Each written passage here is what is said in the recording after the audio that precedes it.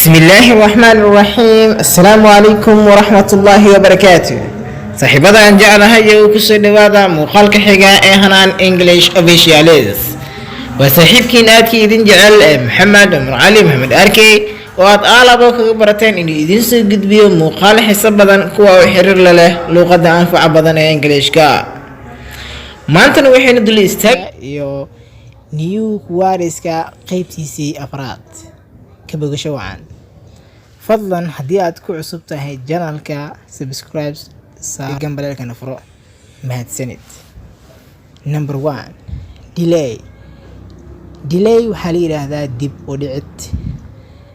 Nobody cidna can delay dib uguma soo dhici karto the time waqtiga ama xilliga of moto ee balanta. Number 2 moto waa balan delayni waa dib u dhicid. Number 2 devour waxaa la yiraahdaa cunid.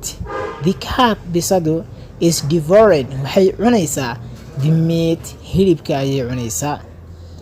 Number 3 defect cilad. To mention in la sheego the defects ciladaha of a person ee qofka uu leeyahay is an idiot waa maangaabnimo. Qofka ciladaha uu leeyahay in la sheega ama la sheegaa waa maangaabnimo. Number 4 disaster musiibo.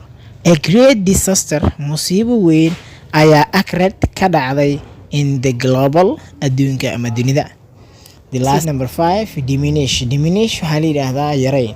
How sideeba can we diminish aynu ku yareyn karnaa the escalating beggars dabarsadayaasha kusoo badanaya in Muqdisho city magaalada Muqdisho.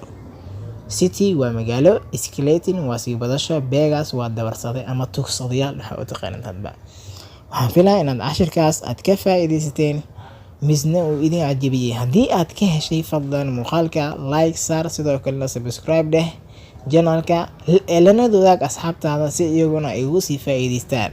sidoo kalena faalooyinka nagu roob fikirkaaga wacan qaybta comments-ka. mahadsanid. waa saaxiibkiin Maxamed Umar Ali Maxamed Arkey oo idin dhahaya intayna kaga kulmi doono muuqaal sidaan oo kale u xiiso badan. waxaan idin leeyahay waxaan ku rajaynayaa guul wacan. Assalaamu calaykum waraxmatullaahi wabarakaatuh.